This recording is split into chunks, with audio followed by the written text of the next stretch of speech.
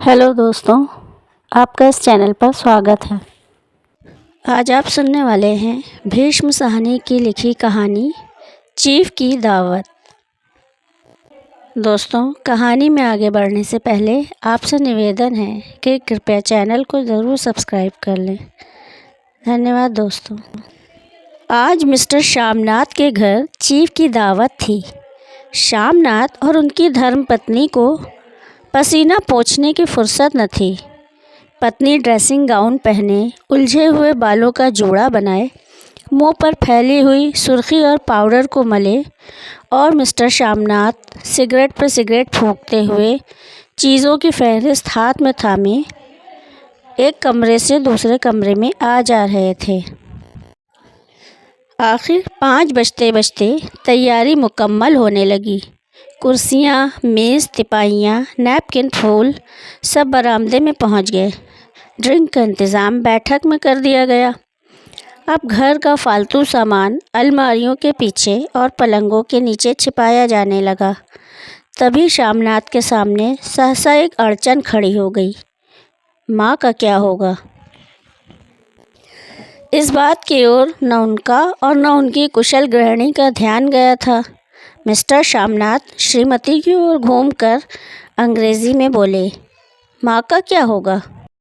श्रीमती काम करते करते ठहर गई और थोड़ी देर तक सोचने के बाद बोली, इन्हें पिछवाड़े इनकी सहेली के घर भेज दो।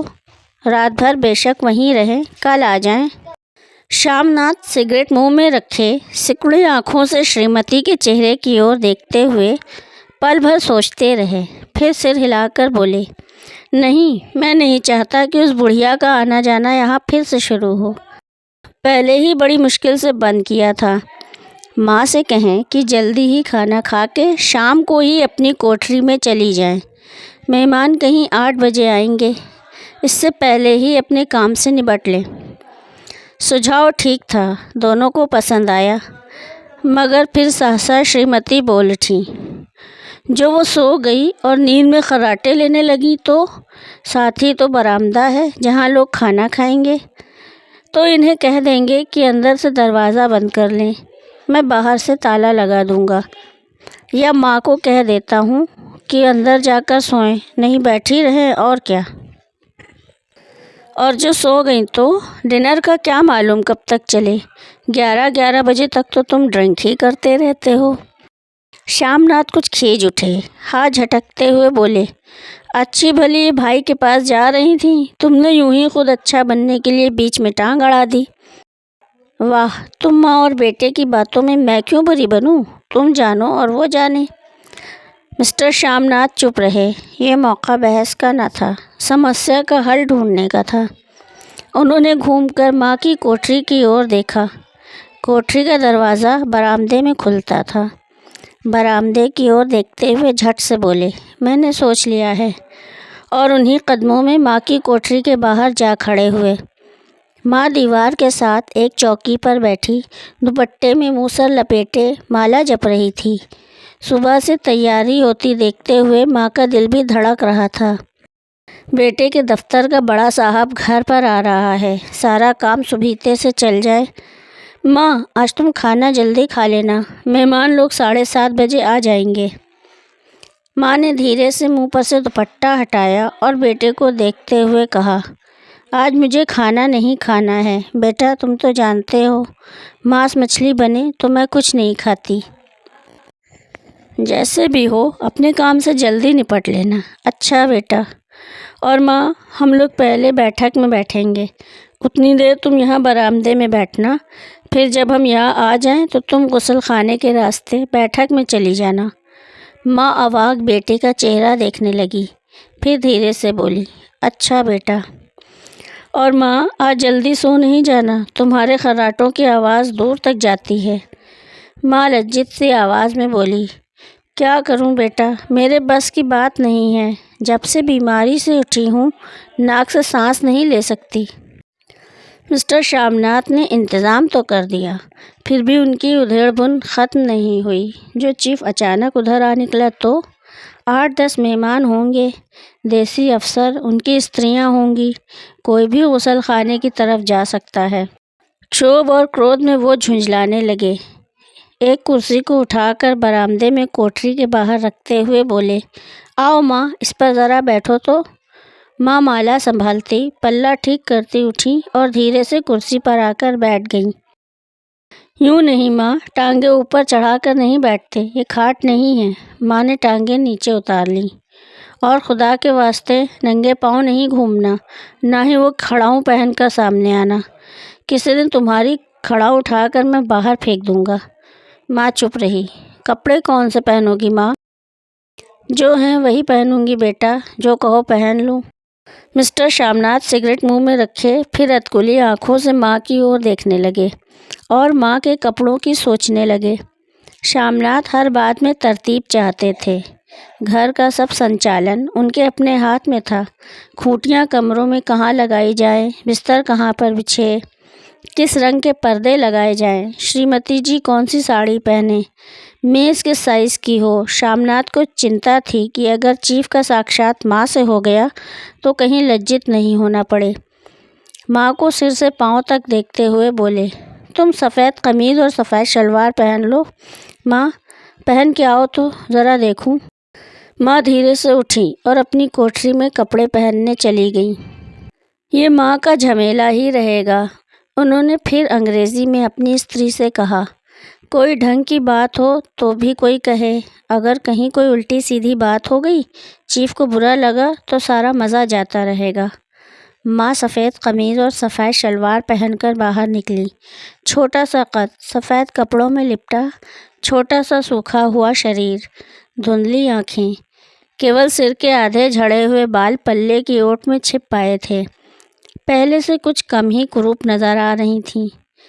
चलो ठीक है, कोई चूड़ियाँ वूड़ियाँ हों तो वो भी पहन लो, कोई हर्ज नहीं। चूड़ियाँ कहाँ से लाऊं बेटा? तुम तो जानते हो सब जेवर तुम्हारी पढ़ाई में बिक गए। ये वाक्य श्यामनाथ को तीर की तरह लगा। तिनक कर बोले, ये कौन सा राग छेड़ दिया माँ? सीधा कह दो नहीं है जेवर, बस। इससे पढ़ाई वढ़ाई का क्या ताल्लुक़ है? जो जेवर बिका तो कुछ बनकर ही आया हूँ, निरा लंडूरा तो नहीं लौट आया। जितना दिया है उससे दुगना ले लेना। मेरी जीभ जल जाए बेटा, तुमसे जेवर लूँगी? मेरे मुंह से यूं ही निकल गया, जो होते तो लाख बार पहनती। 5:30 बज चुके थे। अभी मिस्टर श्यामनाथ को खुद भी नहा धोकर तैयार होना था। श्रीमती कब की अपने कमरे में जा चुकी थी। श्यामनाथ जाते हुए एक बार फिर माँ को हिदायत करते गए, माँ, रोज़ की तरह गुमसुम बन के नहीं बैठी रहना। अगर साहब इधर आ निकले और कोई बात पूछें तो ठीक तरह से बात का जवाब देना। मैं न पढ़ी न लिखी बेटा, मैं क्या बात करूँगी? तुम कह देना माँ अनपढ़ है, कुछ जानती समझती नहीं, वो नहीं पूछेगा। 7 बजते बजते माँ का दिल धक धक करने लगा। अगर चीफ सामने आ गया और उसने कुछ पूछा तो वो क्या जवाब देगी? अंग्रेज़ को तो दूर से देखकर ही घबरा उठती थी। ये तो अमरीकी है, न मालूम क्या पूछे, मैं क्या कहूँगी। माँ का जी चाहा कि चुपचाप पिछवाड़े विधवा सहेली के घर चली जाएं, मगर बेटे के हुक्म को कैसे टाल सकती थीं। चुपचाप कुर्सी पर से टांगे लटकाए वहीं बैठी रहीं। एक कामयाब पार्टी वो है जिसमें ड्रिंक कामयाबी से चल जाए। श्यामनाथ की पार्टी सफलता के शिखर चूमने लगी। वार्तालाप उसी रॉ में बह रहा था जिस रॉ में ग्लास भरे जा रहे थे। कहीं कोई रुकावट न थी, कोई अड़चन न थी। साहब को विस्की पसंद आई थी, मेम साहब को पर्दे पसंद आए थे, सोफ़ा कवर का डिज़ाइन पसंद आया था, कमरे की सजावट पसंद आई थी। इससे बढ़कर क्या चाहिए? साहब तो ड्रिंक के दूसरे दौर में ही चुटकुले और कहानियाँ कहने लग गए। दफ्तर में जितना रौब रखते थे, यहाँ पर उतने ही दोस्त परवर हो रहे थे। और उनकी स्त्री काला गाउन पहने, गले में सफ़ेद मोतियों का हार, सेंट और पाउडर की महक से ओतप्रोत कमरे में बैठी सभी देसी स्त्रियों की आराधना का केंद्र बनी हुई थी। बात बात पर हंसती, बात बात पर सिर हिलाती और श्यामनाथ की स्त्री से तो ऐसे बातें कर रही थीं जैसे उनकी पुरानी सहेली हों। और इसी रौ में पीते पिलाते 10:30 बज गए। वक्त गुजरते पता ही न चला। आखिर सब लोग अपने अपने गिलासों में यह आखिरी घूंट पीकर खाना खाने के लिए उठे और बैठक से बाहर निकले। आगे आगे शामनाथ रास्ता दिखाते हुए, पीछे चीफ और दूसरे मेहमान। बरामदे में पहुंचते ही शामनाथ सहसा ठिठक गए। जो दृश्य उन्होंने देखा उससे उनकी टांगें लड़खड़ा गईं और क्षण भर में सारा नशा हिरन होने लगा। बरामदे में ऐन कोठरी के बाहर माँ अपनी कुर्सी पर ज्यों की त्यों बैठी थी, मगर दोनों पाँव कुर्सी की सीट पर रखे हुए और सिर दाएं से बाएं और बाएं से दाएं झूल रहा था और मुंह में से लगातार गहरे खर्राटों की आवाज़ें आ रही थीं।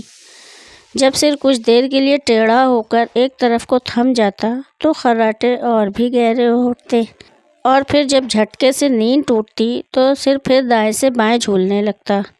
पल्ला सिर पर से खिसक आया था और माँ के झड़े हुए बाल आधे गंजे सिर पर अस्त व्यस्त बिखर रहे थे। देखते ही शामनाथ क्रुद्ध हो उठे। जी चाहा कि माँ को धक्का देकर उठा दें और उन्हें कोठरी में धकेल दें, मगर ऐसा करना संभव न था। चीफ और बाकी मेहमान पास खड़े थे। माँ को देखते ही देसी अफसरों की कुछ स्त्रियां हंस दीं कि इतने में चीफ ने धीरे से कहा, पुअर डियर। माँ हड़बड़ा के उठ बैठी। सामने खड़े इतने लोगों को देखकर ऐसी घबराई कि कुछ कहते न बना। झट से पल्ला सिर पर रखती हुई खड़ी हो गई और ज़मीन को देखने लगी। उनके पाँव लड़खड़ाने लगे और हाथों की उंगलियां थर थर कांपने लगीं। माँ, तुम जाके सो जाओ, तुम क्यों इतनी देर तक जाग रही थीं? और खिसियाई हुई नज़रों से शामनाथ चीफ के मुंह की ओर देखने लगे। चीफ के चेहरे पर मुस्कुराहट थी। वो वहीं खड़े खड़े बोले, नमस्ते।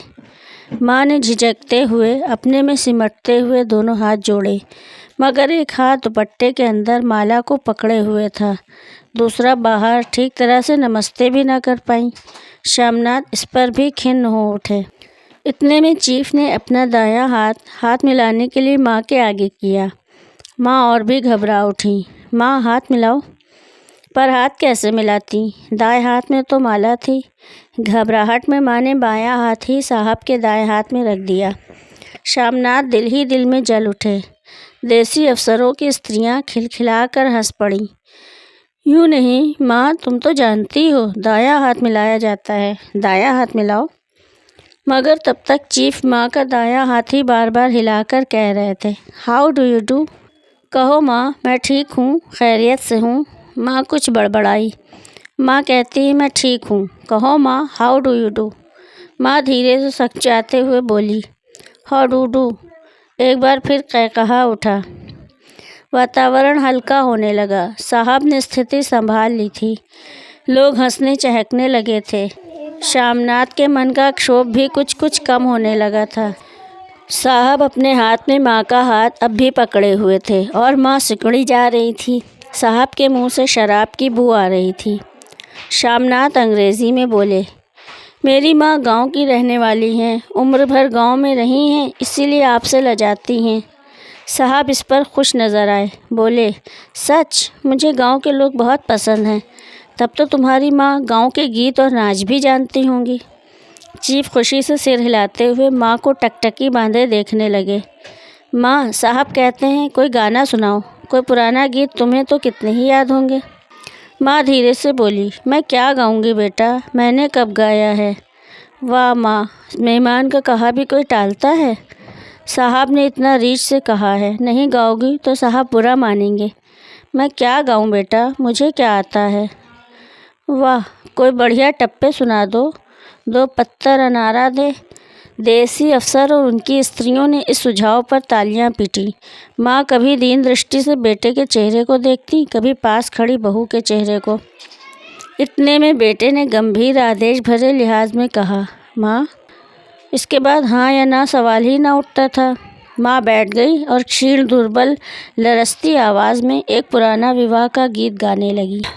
हरियाणी माएँ, हरियाणी बहनें, हरियाते भागी भरिया है। देसी स्त्रियां खिलखिला के हंस उठीं। 3 पंक्तियां गा के माँ चुप हो गई। बरामदा तालियों से गूंज उठा। साहब तालियां पीटना बंद ही न करते थे। शामनाथ की खींच प्रसन्नता और गर्व में बदल उठी थी। माँ ने पार्टी में नया रंग भर दिया था। तालियां थमने पर साहब बोले, पंजाब के गाँव की दस्तकारी क्या है? شامناتھ خوشی میں جھوم رہے تھے، بولے، او بہت کچھ صاحب، میں آپ کو ایک سیٹ ان چیزوں کا بھیٹ کروں گا، آپ انہیں دیکھ کر خوش ہوں گے۔ مگر صاحب نے سر ہلا کر انگریزی میں پھر پوچھا، نہیں، میں دکانوں کی چیز نہیں مانگتا، پنجابیوں کے گھروں میں کیا بنتا ہے، عورتیں خود کیا بناتی ہیں؟ شامناتھ کچھ سوچتے ہوئے بولے، لڑکیاں گڑیاں بناتی ہیں اور پھلکاریاں بناتی ہیں۔ پھلکاری کیا؟ شامناتھ پھلکاری کا مطلب سمجھانے کی اسفل چیشٹا کرنے کے بعد ماں کو بولے، کیوں ماں، کوئی پرانی پھلکاری گھر میں ہے؟ ماں چپ چاپ اندر گئی اور اپنی پرانی پھلکاری اٹھا لائی۔ صاحب بڑی روچی سے پھلکاری دیکھنے لگے۔ پرانی پھلکاری تھی، جگہ جگہ سے اس کے تاگے ٹوٹ رہے تھے اور کپڑا پھٹنے لگا تھا۔ صاحب کی روچی کو دیکھ کر شامناتھ بولے، یہ پھٹی ہوئی ہے صاحب، میں آپ کو نئی بنوا دوں گا، ماں بنا دیں گی۔ کیوں ماں، صاحب کو پھلکاری بہت پسند ہے، انہیں ایسی ہی ایک پھلکاری بنا دو گی نا؟ ماں چپ رہی، پھر ڈرتے ڈرتے دھیرے سے بولی، اب میری نظر کہاں ہے بیٹا، بوڑھی آنکھیں کیا دیکھیں گی؟ مگر ماں کا واقعہ بیچ میں ہی توڑتے ہوئے شامناتھ صاحب کو بولے، وہ ضرور بنا دیں گی، آپ اسے دیکھ کر خوش ہوں گے۔ صاحب نے سر ہلایا، دھنیہ واد کیا اور ہلکے ہلکے جھومتے ہوئے کھانے کی میز کی اور بڑھ گئے۔ باقی مہمان بھی ان کے پیچھے پیچھے ہو لیے۔ جب مہمان بیٹھ گئے اور ماں پر سے سب کی آنکھیں ہٹ گئیں تو ماں دھیرے سے کرسی پر سے اٹھیں اور سب سے نظریں بچاتی ہوئی اپنی کوٹری میں چلی گئیں۔ مگر کوٹری میں بیٹھنے کی دیر تھی کہ آنکھوں میں چھل چھل آنسو بہنے لگے۔ وہ دوپٹے سے بار بار انہیں پوچھتی، پر وہ بار بار امڑ آتے، جیسے برسوں کا باندھ توڑ کر امڑ آئے ہوں۔ ماں نے بہتیرا دل کو سمجھایا، ہاتھ جوڑے، بھگوان کا نام لیا، بیٹے کے چرایو ہونے کی پرارتھنا کی، بار بار آنکھیں بند کی، مگر آنسو برسات کے پانی کی طرح جیسے تھمنے میں ہی نہ آتے تھے۔